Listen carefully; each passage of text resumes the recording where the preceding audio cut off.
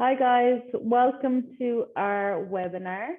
My name is Shauna and I am an enrolment officer and head of sales here at the TEFL Institute of Ireland. So I'm really excited about this webinar about teaching in Europe. We have some fantastic guest speakers who are actually on the ground doing our internship in Europe at the moment. So we have two from Spain. We have Emily and Michaela, and then we have Louise who is in Italy. Okay, so basically for the next few minutes, I'm just going to talk a little bit through what is included in our programs, and then also what is the requirements for that. So I just want to double check that everybody can hear me once we get started and see me and everything's fine for you guys. Okay, perfect. Perfect. So basically, today I'm going to talk over a few topics, okay? So we're going to look at what's included in our European internship, the teaching requirements, and then the experiences from the guys. At the end, we're going to have a question and answer session, so you can put your questions in the chat, either for myself or for the guys on the particular internship. And we'll go through that then at the end once we've gone through it. So basically, I think in my own point of view, what I love about our European internships is I love Europe. I think it's fantastic. I think the pace of life and the food there is definitely something that everybody talks about. Italy is one of my favorite countries to go to, and it's so cheap to eat. So this is why people love to go there. Obviously, we have all the tourist attractions and you have everything to do while you're there. You can always work on your own language skills. So as well as teaching, you can work at picking up the language of the country. So it will benefit you in many ways. It's not just your teaching experience, it can grow your skills yourself. So basically, we're going to look first at our Italian package. So basically what's included in our Italian package is... Firstly, it's a 6 to 9 month teaching contract. Okay, so our next one starts in September. You have your monthly salary of about 1,200 euros. You get a welcome orientation in Florence. So I'm sure Louise will be able to tell us a little bit about that when we go forward. And then you get in-school teacher training, ongoing professional development, and opportunities while you're there. And you also have social events, workshops, throughout your time there. That'll help you to get, your colleagues and your students, and you get 24/7 in-country support from ourselves and also from our partners when you're there. Included in the package then would be your 180-hour advanced TEFL course. So that's the 120-hour accredited TEFL course, and then you have a 30-hour IELTS preparation course and 30-hour teaching business English. So that's basically everything that's included in the Italian package at the moment. And as I said, our next intake will be in September. Okay, so then we have a few requirements for teaching in Italy. At the moment, it's open to passport holders from Ireland. Okay, you need to be a native English speaker, aged between 22 and 62, and then TEFL qualified. So that is included in the package in the beginning. So you'd be qualified before you go. And then one of the good things about this is there's no degree required. So it's a little bit more open to people. So that would be our Italian one. We have locations all over the country. You can always express your preference of where you would like to go, but we can't guarantee that, obviously. Then our second program that we're going to look at today is our Spain internship. Now, this one's slightly different, okay? So it's a volunteering program. This is a 10-week one. It's a teaching placement, in Catalonia in Spain. The big benefit of this one, even though it is volunteering, so it's unpaid, is that you're no accommodation costs. Okay, so you're full board, you have your meals, your laundry, your internet, everything included with a host family. And on top of that, then it would be a very safe experience because you're staying with a family and you get a really authentic Spanish experience. Especially when it comes to the language, you would kind of have to be trying to speak a little bit of Spanish. So that would definitely be very beneficial for yourselves. You have your airport pickup and your in-country transport included. So usually the host family has a child in one of the schools, so they would bring you to and from school as well. which is definitely another benefit. You have a Spanish culture course, so that will give you in-depth culture awareness for the teachers to allow you to teach when you're there and to enhance your experience. Again, you have a mentor in the school that will help you with the transition. You have 24/7 in-country support, and then like the other one, you have the 180-hour TEFL certificate. So you get the 120-hour course and the 2 30-hour courses. Our guest speaker, Louise, who will be talking today, actually already took part in this one, and now she's gone forward to Italy. So she has experience from both of them, which is definitely fantastic. So we'll be able to chat to her on that and see if she does have any tips for us and what she would recommend and how she sees the differences between both of them. Another thing we also have for Europe at the moment, which is new and we're really, really excited about, is our Portugal internship. So that's a 10-month contract. Another benefit for this one is that it's rent-free accommodation. It's shared with other teachers. It's in the north of Italy, in Portugal, sorry, in a place called Viseu. Okay, so you have your rent-free accommodation, and you also have no bills when you're there as well. You get 2 weeks paid teacher training, and you have an allowance of 800 euros per month. You also get your 180 accredited course, which was the same one that we have in the other ones. And this is open to people who are between 20 and 35, who are native speakers, and bachelor's degrees are preferred for this one. Okay, so basically that's kind of all I wanted to say about the 3 placements that we have at the moment in Europe. So what I'm going to do now is I'm going to introduce our 3 guest speakers. We're going to go through some questions with them about their experience. So firstly, we have Emily, and Michaela, who are in Spain at the moment. And as I mentioned, Louise has been in Spain and now she's in Italy. So we have a couple of questions for them. So I'm going to go through those and we'll get them to answer and see what they think. Okay, so the first question here I have is, I'm going to go to Emily, and I want to know, why did you choose an intern experience with us, and why did you decide to teach in this country specifically? So let's see if Emily can answer that first, and we'll see what her take on things are. Hello, I'm Emily. Well, I've always wanted to travel or live in Spain. I was supposed to move here like last year with one of my friends, and it just didn't work out. But I still had the dream in me to come and live here for a while. So I wanted to try out a TEFL course and maybe see if I could travel with it. So when I saw the internship, I was delighted to see that there was one in Spain and that I could learn as well as try out teaching and see Spain and experience a different culture. So it was really the package deal for me. It was everything that I had wanted to do, and it was all in one. So I was delighted to enroll and get going, start my experience here. Perfect, that's great. Thanks very much. So it's basically that you kind of had always thought about Spain, so it kind of ticked all the boxes for you, and it was something that you were looking at doing for a while. Did you speak Spanish before you left, or do you have any Spanish?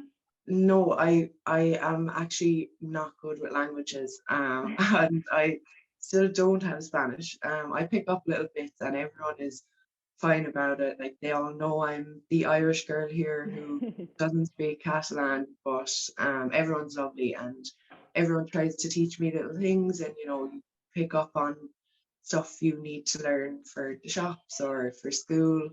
But no, it's great. Like, even though I do wish I had a small bit more language, it doesn't stop me from being here, because everyone is very welcoming and open. Yeah, that's great. And I'm sure as you continue there and the more experience you have, you will pick it up, but it will become easier. Exactly, I'm sure, at the beginning, it's difficult. Exactly. Yeah. Okay, and then let's ask Michaela the same question. So why did you choose the Spanish internship, and why that country specifically, Michaela? Okay, so I started doing the 320-hour course, And when I signed up for that, I got a call from TEFL to welcome me. And I was talking with the girl, and I told her, my boyfriend is Spanish and I'm learning Spanish at the moment. And we were planning in the future to move to Spain. And so my plan was kind of in the future to be an English teacher in Spain. And then she told me about the internship because I hadn't heard about it before that.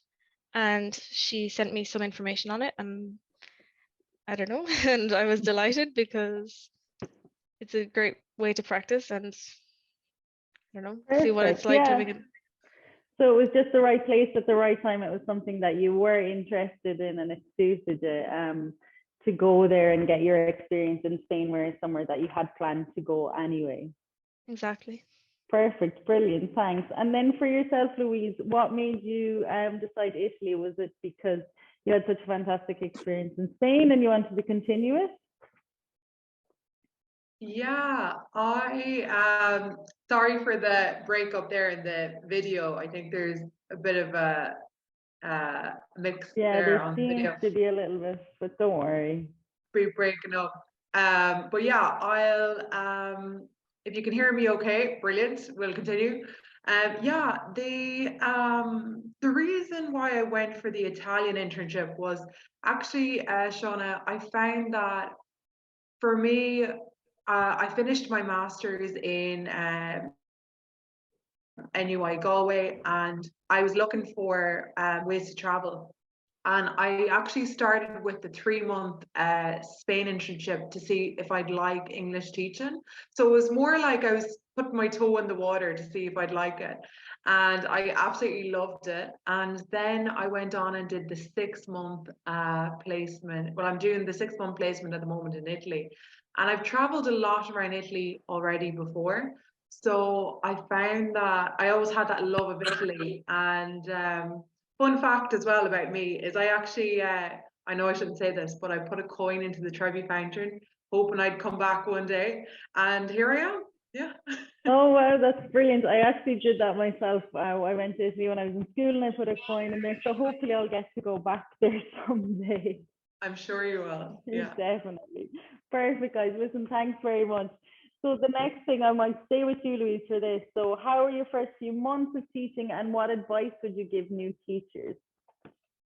Yeah, so I've been here, I'd say in Italy, about a month now, okay? So I actually landed in Pisa.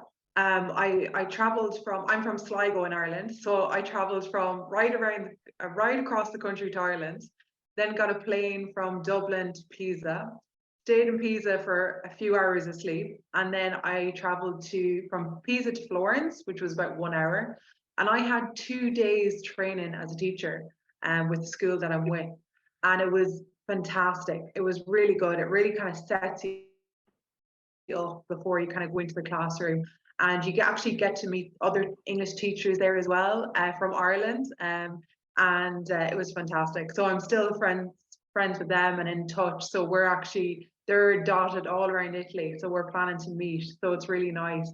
You have those Irish connections even before you start work in another country. So yeah, I actually stayed in Florence for about a week because before you start working here in Italy as an English teacher, you need to get what is called a fiscal code. So a fiscal code would be the same as a PPS number in Ireland.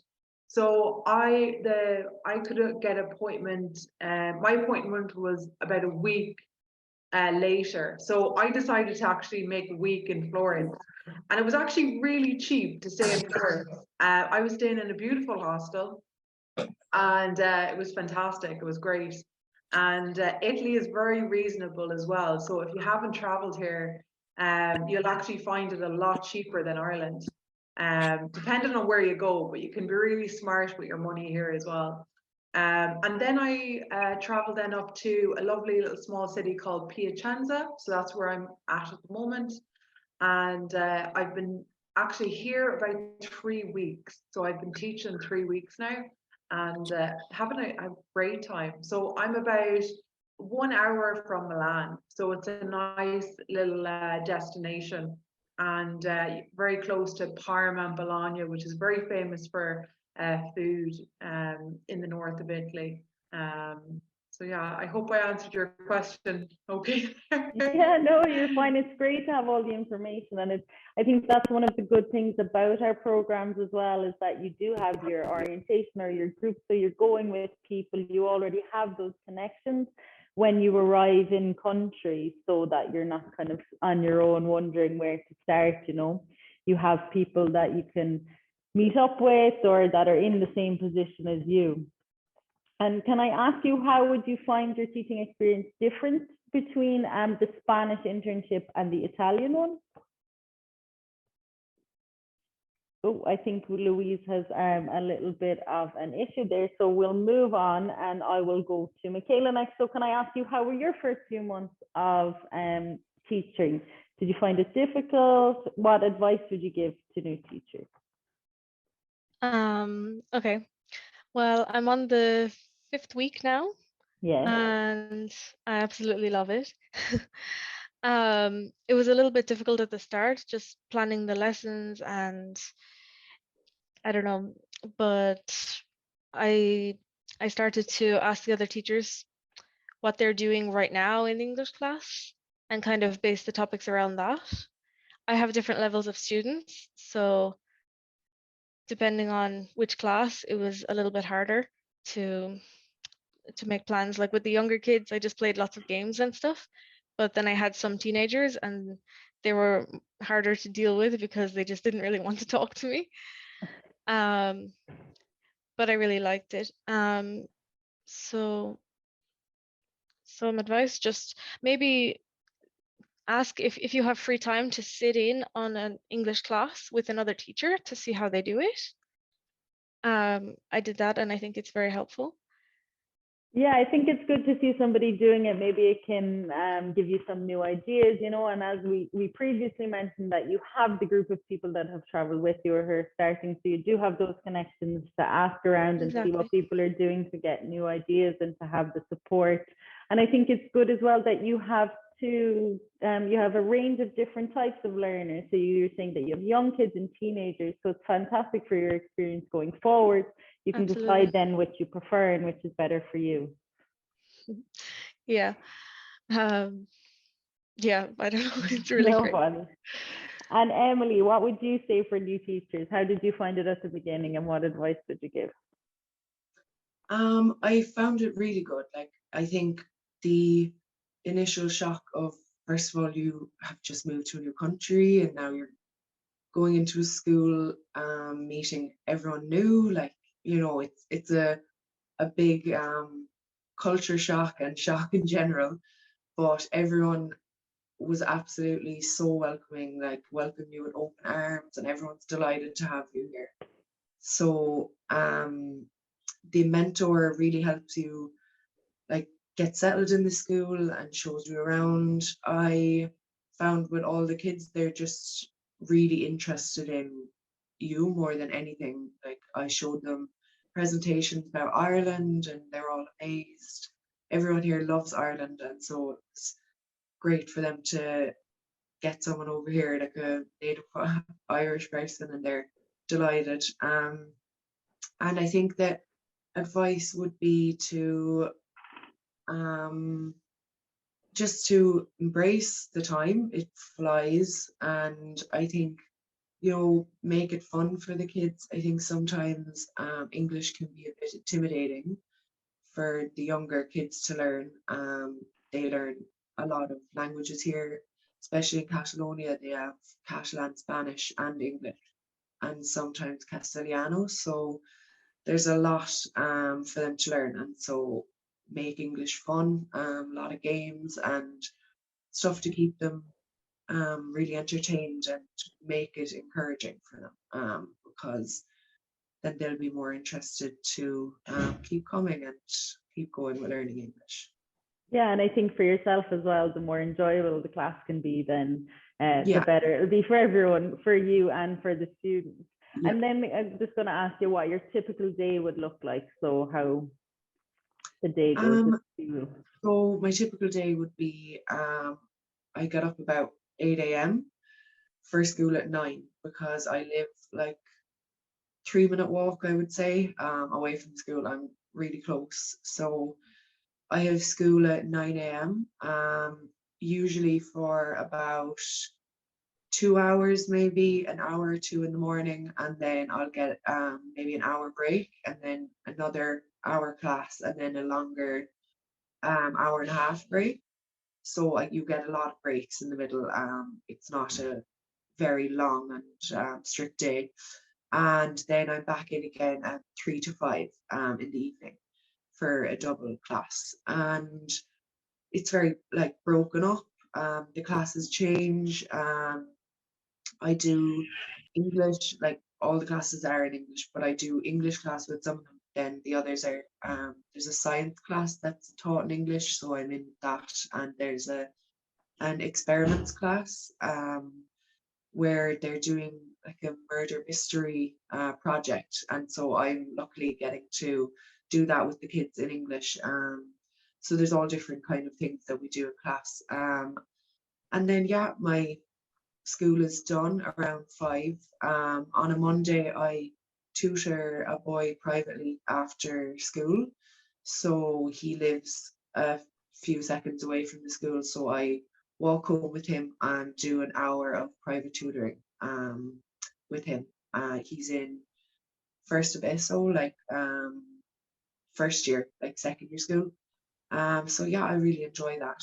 And then after that, I just have free time. I usually end up just having dinner and watching a movie with my host family and Oh, relaxing. that's really nice. And it's good to hear that you have as like Michaela was saying, you have a range of different students and then you have different experiences, different types of classrooms. So it's really, really showing you different ways of teaching English. And then Yeah. when you have your private class with 1-to-1, it's another thing. So you're definitely getting a lot of experience while you're there. Yeah, exactly. There's a range of different things I'm after learning, and I'm only here 5 weeks, so Yeah, brilliant. That's great. And Louise, can I ask you then what your typical day would look like in Italy? Yeah, of course. So at the moment, I'm contracted for 15 hours a week to give you an idea of the hours. But to be honest, I've done a lot more.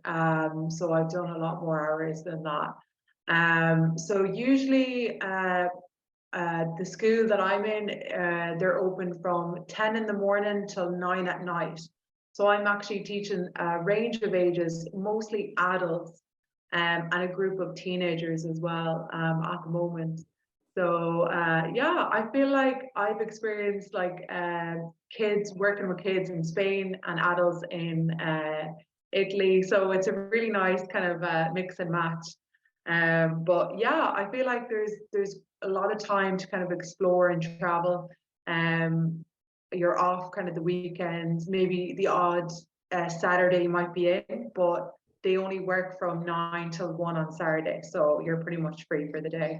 But yeah, that's how like my day would normally work out. Usually about some days I could be in like from 5 to 9, or I could have a split shift where I could be working from 10 in the morning until maybe in the afternoon, a few hours till the afternoon, have a few hours break, and then I'm back in for the evening. But yeah, there's great time, like, and yeah, I think when I signed the contract here actually for the teaching school, I have to say they really look after their employees, and for women especially, because if you go on maternity leave or you're about to go on maternity leave, they really look after you, and after as well coming back. And for the women out there as well that are listening in, if when it's your time of the month, you actually get paid for that day, and you can take it off as well. So you can take a paid menstrual cycle day off, which is great. So that's a little bonus here as well. Wow, they really look after you there. So, and what do you think that you prefer? Do you prefer teaching the children or the adults in your experience, and how they are so different? What would you prefer? Oh, that's a really tough question, actually, Shauna. because both have their pros and cons. Okay, so I have to say, working with kids was great. I had a great experience, especially with the teenagers, because they were really fun. But with kids, they have a very low attention span. So you have to kind of like work on your material, make it really quick and snappy and interesting, and try and keep their attention for as long as possible. Whereas adults, they sit back and relax and they try and take everything in. And I would say their attention span is a little bit longer, but that's just my own experience now. And yeah, the adults, they tend to have a little bit more experience speaking English because they've already studied it in school. So they can communicate a little bit better as well. But if you ask me which one I'd prefer, I would say I would probably go with the adults because the hours are better. You have more sociable hours, I think, and you have more fun events as well that you can do with the adults. So in school that I'm in, we do events for every month, so they're themed. And yeah, you can really kind of get to know your students, and yeah, you become friends with them, which for me was a bit strange here, that you kind of become friends with your students. So yeah, I feel like I would probably say adults. Yeah. Okay, perfect. Thanks. Yeah, it is a big difference, and that's why I wanted to ask, because I know some people specialize in children or decide to go down the business English route and stay with adults. So I was just interested to see what your take would be on it, since you have done it in both countries. So thanks for that. Sorry for putting you on the spot there. No problem. No problem. I'll just check in with Michaela now and see, does she have anything to add to that about her typical day? Does it vary compared to Emily's? I know you're in Spain as well. No, it's pretty the same. I wake up at 8, I head to the school, I do like 2 hours, and then I have a half-hour break, and then another hour. Okay, more or less. And then at 12, I'm finished, but I go back at 1:30 to have my lunch. The school is like 5 minutes away, so I just go back and forth to the house a lot.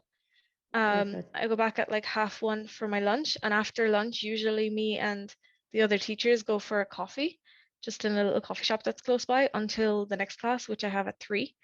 And then I finish at 4 and go home for the day, talk with my host family, sometimes go out for a walk or go shopping or anything. Just to fill up. I have like my morning classes are all of the primary school, but then my 1 hour in the evening every day, it's like 16 to 21-year-olds, which I think are my favorite because they're more interested in learning. Like I don't know, they really try to practice. With the younger kids, they're just like, oh, it's fun, you know? Yeah, so it's something they're more maybe taking part in the class a little bit better. They really want to learn English. They can probably see the benefits of it. And that's probably one of the things we were just talking about, the difference between teaching the younger students and the adults. The adults kind of see the benefit of it. Maybe when we're kids, I think we've all kind of said, oh, what do I need to do this for? So they mightn't Exactly. really partake in the class as much. Maybe it's something that they have to do in school. Perfect. That's great. So now I will stay with yourself there, Michaela, and I just want to ask, what do you love most about living in Spain? And would you have any tips for anybody going or living abroad? I mean, obviously the weather, because it's sunny here quite a lot. Even last week it was snowing, but the last few days it's been sunny and it's just much warmer. But probably my favorite thing is the food. I really like the food they have here. And my host family is really amazing. They're so nice.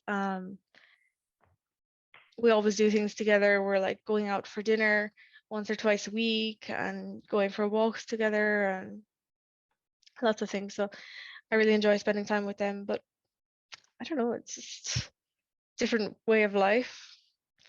I don't know. Yeah, different culture, different lifestyle, and the food as well is definitely one of the big points when you're there, and the sunshine, Yeah. of course. I think And it's nice that you have such a good relationship with your host family, and Emily mentioned the same thing, that they do things together and watch movies. yeah, So it's really good that you have that kind of home feeling while you're away as well. yeah, it's good. I think it's a lot more relaxed here. Like even with the school, it's not as strict as it is in Ireland. It's all more casual. Everyone's like friendly and they don't take it as seriously, I think. But also like in the shops during the day and everything, the way that the shops close for a few hours during the day, the fact that everything is closed on a Sunday, it's like, I don't know, more relaxing for the working people. Yeah, it's an easier way of life. It's a much quieter pace of life than we probably have in other Exactly, yeah. countries. Perfect, that's great. And Emily, what do you love most about living in Spain, and what tips would you give to somebody who is looking at undertaking the program?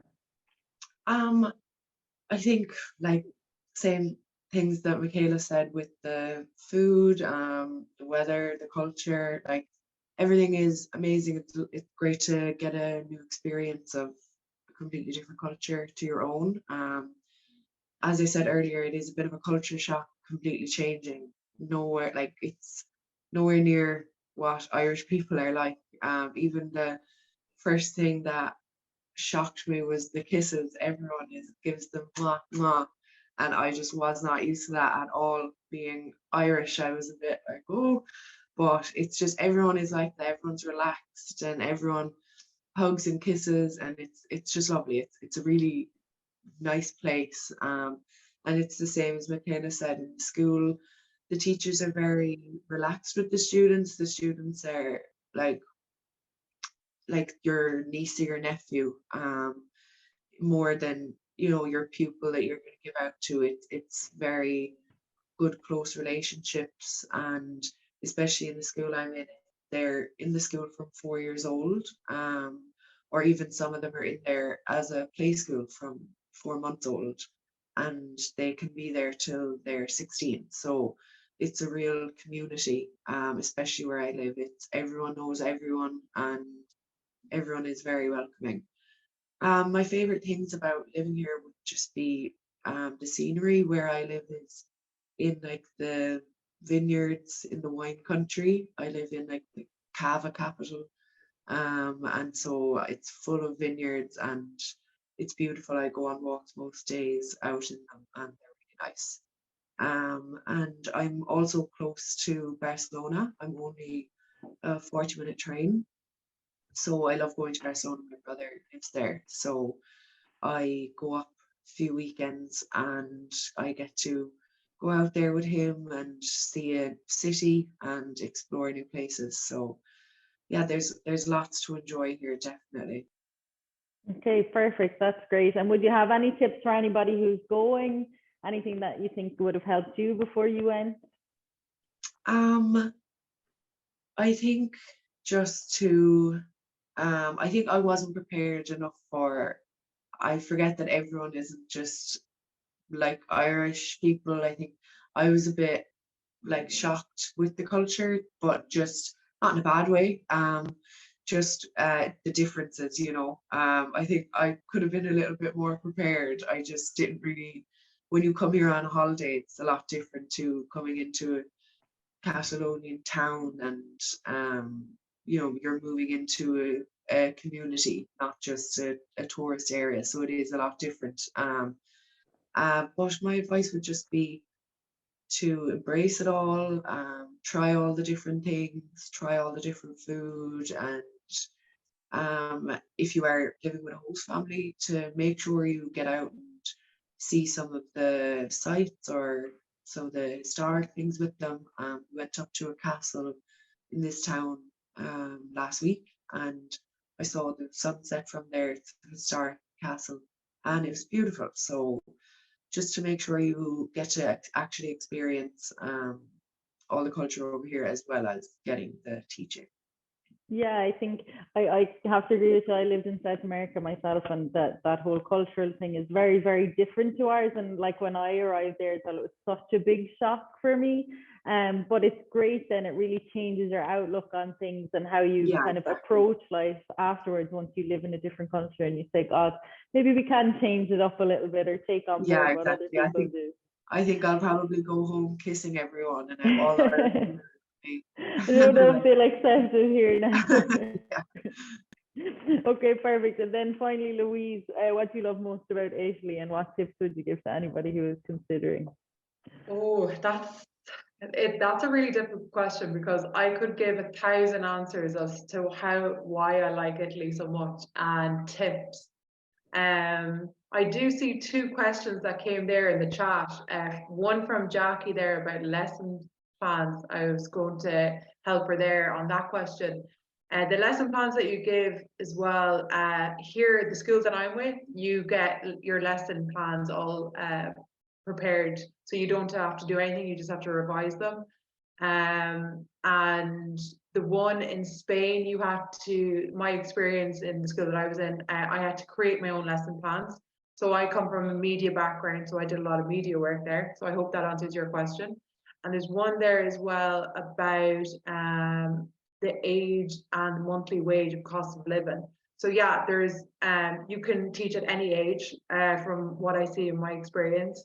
And the cost of living, to give you an idea of the cost of living as well in Italy, I'll keep this like really short, is, so for example, I was living in Dublin and I was paying for a 1-bed apartment, I think it was 1,800 during COVID there. And you can get a 1-bed apartment here in Italy for €500. And a lot of that includes your electricity bills as well. So that just gives you the idea of different living as well here. So just to give you an idea. But yeah, some of my favorite things, Shauna, I have to say, I think for me was the cost of living was definitely high up there on my list. I definitely noticed I was living more comfortably here than I was at home, and I wasn't stressing as much about different kind of bills. So I definitely feel like cost of living, food is amazing here as well. And the people are so friendly. So I feel like when you come here, they're super friendly. And yeah, I feel like the Italians have a great sense of like balance between work life and what you would like to do in your spare time as well. So they always kind of like look after you and make sure that, if your sister is coming to Florence, that, they'll give you that day off. So I feel like they really look after you here in Italy, which I absolutely love. Any tips for students that are thinking of coming over? Well, if you have any questions at all, you can follow me on TikTok at Louise Toll. So I'm happy to answer any questions that you might have. But any tips that I would say right now, I would say, yeah, maybe try and save up as much as you can before you come over, because you will kind of have, the Italians are very social people, which I didn't really budget for before I came over. So like they like to go out every Thursday after work and have a spritz, and they like to go out for dinner maybe at the weekends. So you might find that you're going out a lot more than you used to back at home. So yeah, maybe plan for that a little bit. And yeah, tips. I'm trying to think. Oh yeah, in January and February, it is quite cold, even colder than in Ireland. So definitely in my head, I was like, it's Italy, it's going to be really hot or even mild, but it actually is really cold here. So definitely make sure you bring the right clothes with you for the time here that you're coming here. And let me think, oh, if you're going to a supermarket here, you actually have to weigh your vegetables or your fruit, and you have to put in a little number and a sticker comes out, which I did not know. So hopefully that might help some people who are going over and save them the embarrassment that I went through. Okay, perfect. So listen, thanks very much. So we're going to have answer some of the questions now that are in the chat. I know that Louise has already gone through one. With regards to the age limit, our Italian internship is from 22 until 62, so 55 is a fine age for that. There's a question here as well about non-native English in Spain. So currently, in Italy, currently our partners just accept an Irish passport for that one. So it would be only open to that at the moment. If you all need any more advice or anything on recruitment, you can always send an email to recruitment@tefl.ie, and my colleague will definitely be able to advise you on that, on some specific things. So there's just another question here from Brian, and I'll leave you girls decide who wants to answer it. But what is the greatest challenge you face? Does somebody want to, will I choose somebody, or do you like to try it yourselves? You choose, Joanna. Okay, perfect. Well, you've already started talking, so you can. Oh no, I did way too much talking. I was okay. Emily or Maka, if you want to jump in, feel free. Okay, so can you repeat the question, actually, Shauna? Sorry. So what's the greatest challenge you face? So the greatest while challenge. you're there. Okay, very good question. For me, the greatest challenge at the moment is actually trying to communicate with people here. So there is actually quite a lot of people that don't speak English. And when you go to like maybe cafes or restaurants. So I would say if you have the time, maybe look into doing Duolingo on Italian, just get a few little phrases going before you come over. But you do find when you come here and you're working around Italians as well, you will pick up the language really quickly. So it might be the most difficult thing right now, but you could be fluent.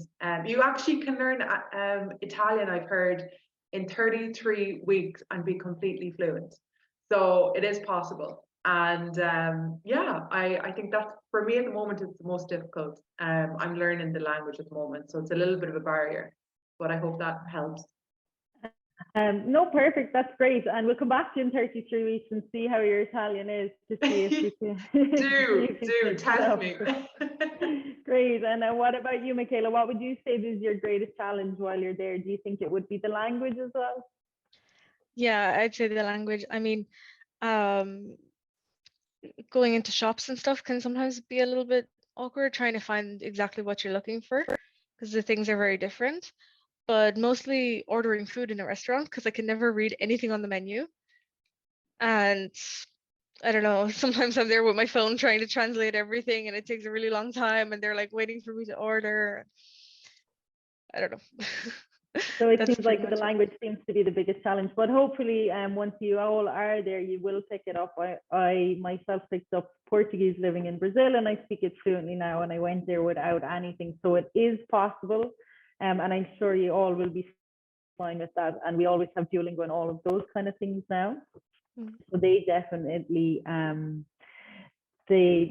help us. I just have a question there, the age on a Spanish internship. I don't think I actually gave the information of the requirements, so I apologize for that. So for our Spanish one, the age is between 20 and 30. You need to be a native English speaker, a passport holder from the UK, Ireland, Canada, Australia, USA, South Africa, or New Zealand. You need to be TEFL qualified, which is included. And then you have, in that case, you have no degree needed. So does anybody else have any more questions? You can pop them in the chat. Is there anything else that you would like specifically from the girls that we can help you with? I think Denise has just wrote in, I think, about the cost of living. She's living in Spain. So 450 euro for a villa in Oriela Costa, which is in Spain. I'm not sure exactly where. So that's good to know about the cost of living. So before we finish up, if nobody has any more questions, I'm just going to let you know that we have an exclusive webinar discount. So we have the code for our Italy and Spain internship package. So you can use the code Euro150, Euro 150 to get 150 euro off. And with that, I just want to say thanks of course, to our lovely guest speakers and our interns for giving us all their information and their experience today. I hope that it has helped any of you who are considering going. If you do have any further questions, you can send us an email. You can email me personally, shauna.white@tefl.ie, or you can send an email to hello@tefl.ie. We'd be glad to help you and guide you in your choice, whether it is one of our internships or with one of our courses. So I think that's all for today, guys. Thanks very much. It was really, really good for you all to take part. I'm very thankful. And as I said, if you do have any more questions, you can let me know, or you can send them in the chat there. Thank you.